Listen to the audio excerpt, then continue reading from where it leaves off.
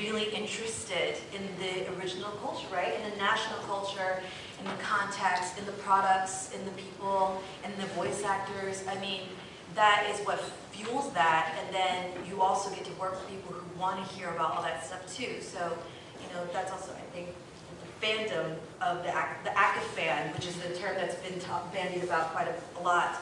The active fan is sort of like the kind of place that we're sort of taking over, right? It's like, you know, we decided to turn things that we loved into like academic disciplines, you know.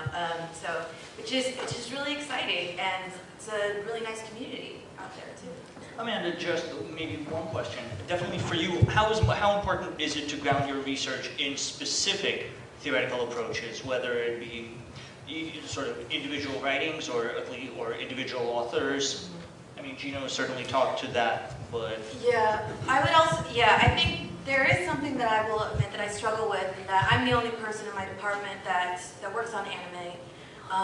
And so people still think it's just porn, right? They're like, oh, Pokemon. Legend of Overfeed, yeah, I've seen that. You know, it's like, yeah, okay, I have seen that. So, but you know, so there is sort of that, there's always this kind of anxiety, I feel. I mean, even like coming into like, I'm, you know, getting works published and stuff like that, like I still feel like I have to kind of step forward a little bit, like this is really valid. Like why doesn't anybody look at this? Like we talk about fandoms on comics, we talk about fandoms around Lost, but like anime and mega fans are like the largest, I would say probably one of the largest subsets of American subcultures that we really, I think, gets overlooked. I mean, amen. Yeah. You know, I've certainly termed this a sort of cover your ass approach, and the way I looked at it, by the time I'm on page 15 of my lit review, at that point I can get away with saying quite a lot, but that requires a lot of work in assembling the 15 pages worth of lit review, and there's definitely not a lot of awareness of the amount of anime and manga studies that's out there, the fact that we're now starting to build our own theoretical approaches, and the fact that most of these are grounded very well in existing theoretical approaches in many disciplines. Okay, and Samantha, you've got a really interesting perspective of being both a practitioner and a scholar. So how do you view this basic question of the different theoretical perspectives that you can draw on, maybe both in creating and in studying? It's certainly a hard mix. I mean, it's strange that there's usually such a division between the people who make and the people who write about. I mean, it seems like if you think about your college departments, your art classes, we're not talking to your art history classes. Why? It doesn't make any sense. It was really good, actually, in that way, to hear Ian Condry just before us talking about going to the studios and talking to the animators, because I think kind of the traditional media studies view is that these works are produced by corporations and they just kind of come out, you know, sailing room, okay, Naruto, okay. But they're not, you know, they're produced by people, and as you pointed out, people who could probably do very well, say, working in advertising or working in graphic design. But it's really like, the love from fandom isn't only in fandom, it's also in people who have chosen this as a career and are trying to pull that together. Yeah, I guess if I'm going to continue with that train of thought, I guess widening out to kind of a broader theoretical view, I think one of the biggest pushbacks that I get in my department, because it's similar, I'm the only person who works on these kinds of things, is that relationship between kind of love and critique. And there seems to be, you know, fan studies has kind of gained a lot of ground recently, especially people like Henry Jenkins is kind of the big name, who started writing about this with Star Trek and Harry Potter. But there's a lot of pushback now saying, no, you know, you Aka fans just have somehow found a way to spend your life writing about why you think Paranoia Agent is awesome.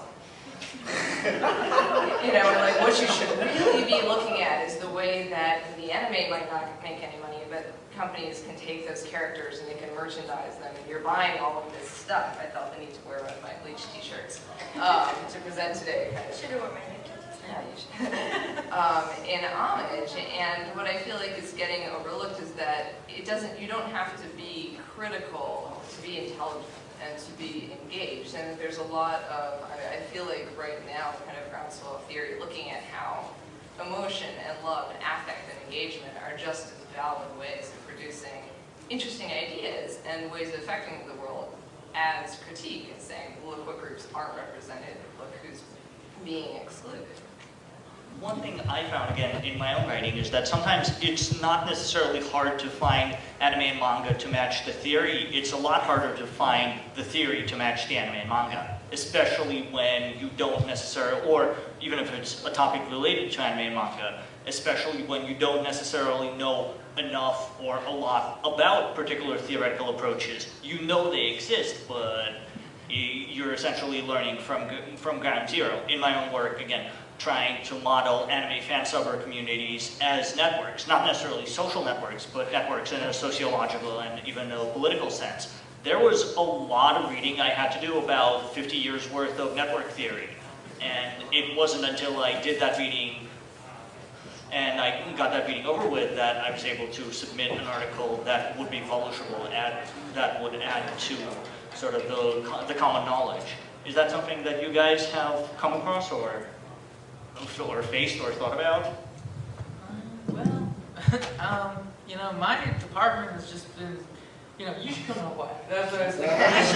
You know, oh God, Hawaii. I'll come to Hawaii. I told you. I used to leave Texas. But, you know, my department is just such a diverse, you know, thrown together group, especially the tenured faculty, where we've got a situation where the older group is way more liberal than the younger generation. You know, the older generation has soirees at their house, you know, and you go hang out with them. And, Well, we all drink. I mean, well, we get along that way. you know, there's no idea that's bad, I guess, in my department, is the best way to put it. And, you know, they're so willing to help us. And then also, I find if you quote your professors and your papers trying to get published, they seem to really be helpful after that. But, you know, like I said, I've never had an issue. You know, they were just so supportive.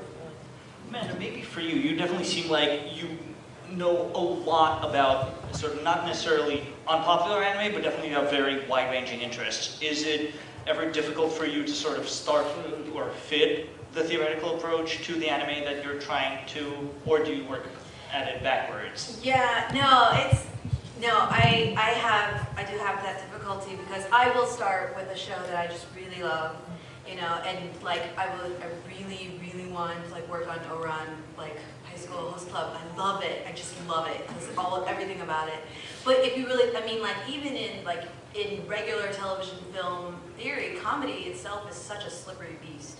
And then this is this like fantastic, over the top, campy shoujo, but shoujo parody, right? I mean, and yeah, I mean, it's like you have to kind of piecemeal all these like things together, but you don't want to be sloppy either, you know?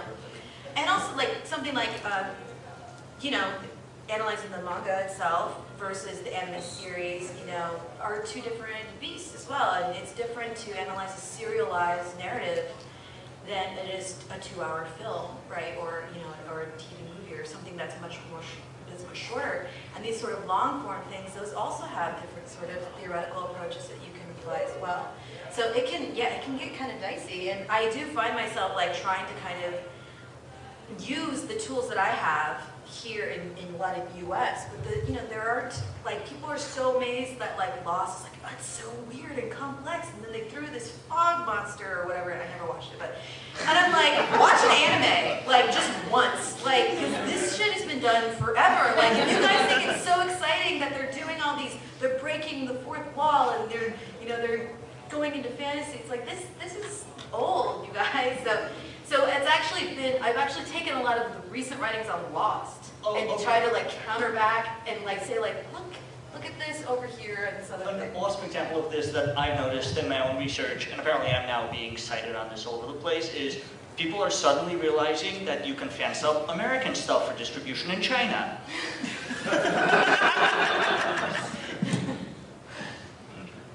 And Sam, maybe to throw sort of the same question out to you in terms of, yeah, do you find it difficult, or in terms of, yeah, matching the theoretical approaches to what you're actually approaching?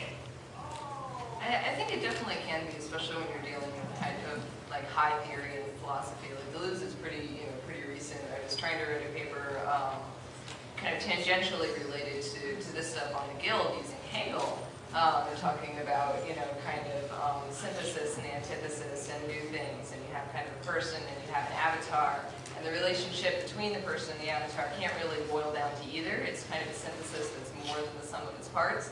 And my comparative literature colleagues in that class looked at me as though I had lost my mind. And why on earth are you applying this, German, I'm thinking 18th century, maybe 19th century philosophy to avatars? You just can't do this. They explained to me that Hegel was not about that. He was about, colonization. We're trying to apply Kantian ideas of enlightenment and Volkswagen to information sharing and knowledge sharing got me about the same kind of look, but the ideas are there. They're not that hard to sort of advance or I got praise one for to it. the other.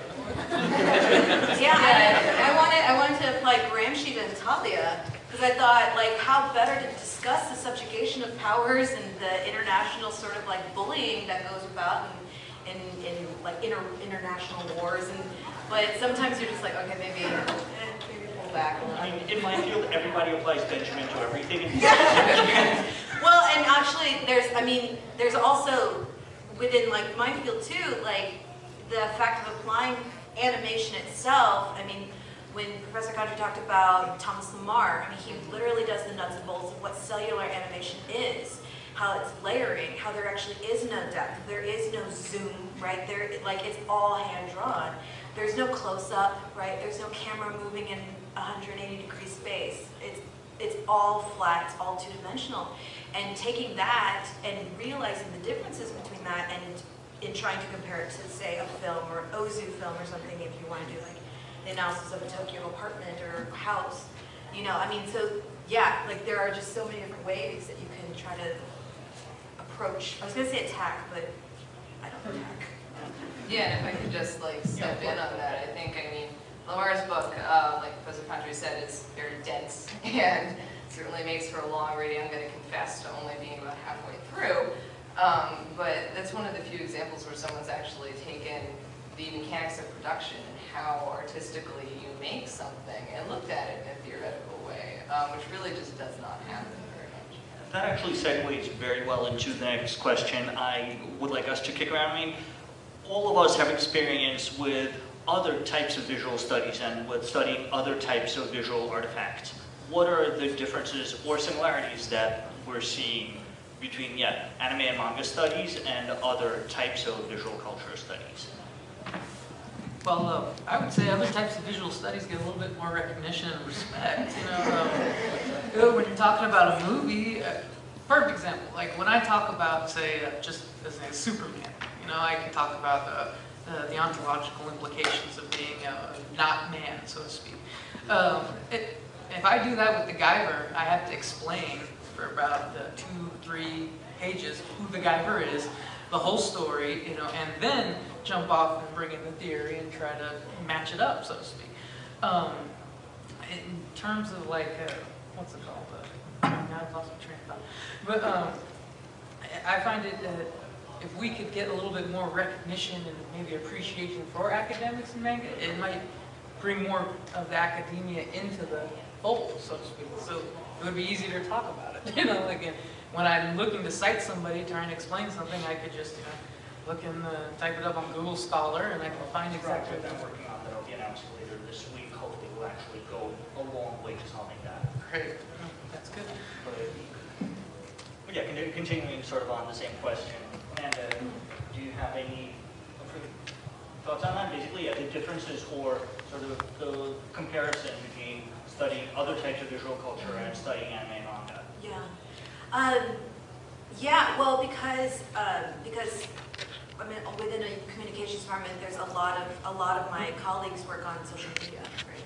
A lot of Facebook and Twitter, but so.